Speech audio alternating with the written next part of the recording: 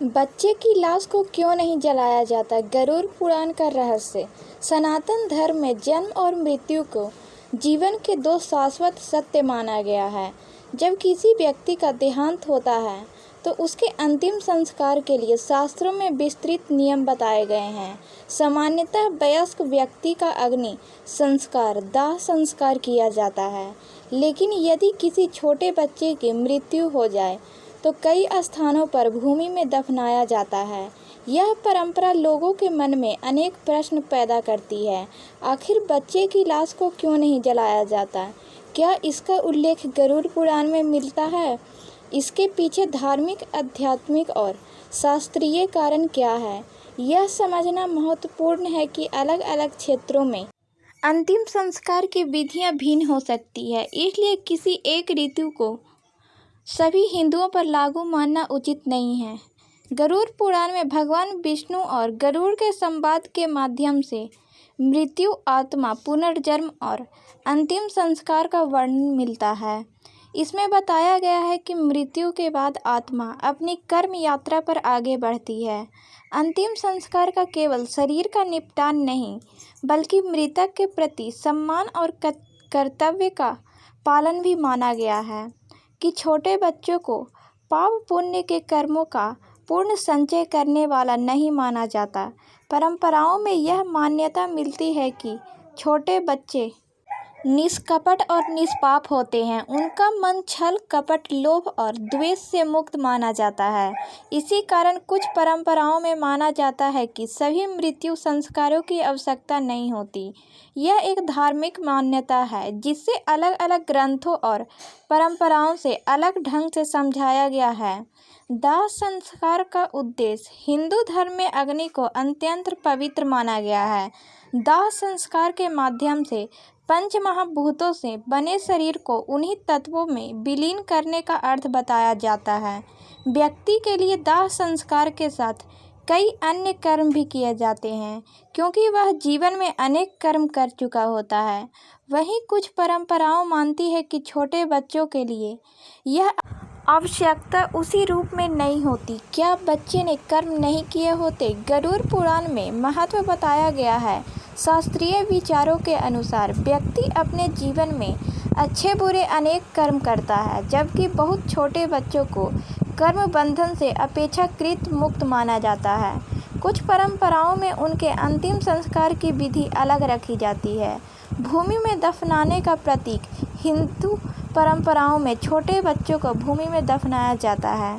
इसका प्रतीकात्मक अर्थ यह माना जाता है कि निष्कुलन जीवन को प्रकृति की गोद में सौंप दिया जाए।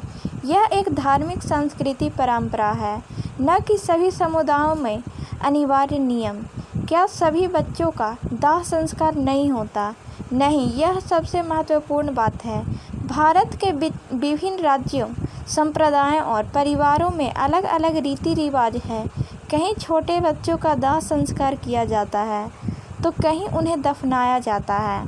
कुछ परंपराएं आयु, उपनयन या अन्य संस्कारों के आधार पर भी अलग नियम अपनाती है। इसलिए यह कहना कि हर बच्चे की लाश को नहीं जलाया जाता सही नहीं होगा। मासूम आत्मा के बारे में धार्मिक मान्यता।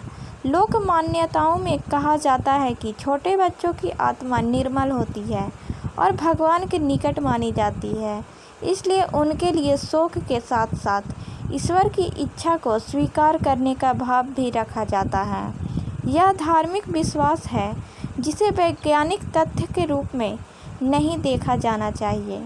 क्या गरुड़ पुराण में स्पष्ट आदेश है? गरुड़ पुराण मृत्यु और अंतिम संस्कार के सिद्धांतों पर प्रकाश डालता है, लेकिन यह कहना कि उसमें हर आयु के बच्चे के लिए स्पष्ट रूप से दाह संस्कार निषिद्ध है, ऐसा सार्वभौमिक निष्कर्ष सही नहीं है। अंतिम संस्कार की विशिष्ट विधियां कई अन्य धर्मशास्त्रों, गृहसूत्रों और स्थानीय परंपराओं में भी प्रभावित होती है। शोक का संदेश।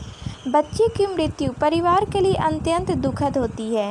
ऐसे समय में धार्मिक परंपराएं परिवार को सांत्वना, प्रार्थना और धैर्य का मार्ग दिखाने का प्रयास करती है।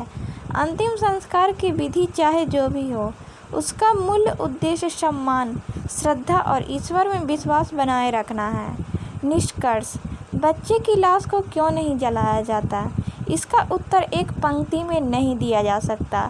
हिंदू परंपराओं में कई स्थानों पर छोटे बच्चों का दाह संस्कार नहीं किया जाता क्योंकि उन्हें निष्पाप माना जाता है और उनके लिए अलग अलग अंतिम संस्कार की परंपरा प्रचलित है। वहीं उनके परिवारों और क्षेत्रों में बच्चों का दाह संस्कार भी किया जाता है। इसलिए सबसे संतुलित निष्कर्ष यही है कि यह परंपरा सभी हिंदुओं में समान नहीं है। गरुड़ पुराण मृत्यु, आत्मा और कर्म के सिद्धांतों का वर्णन करता है, लेकिन अंतिम संस्कार की सभी व्यावहारिक विधियां केवल उसी ग्रंथ से निर्धारित नहीं होती।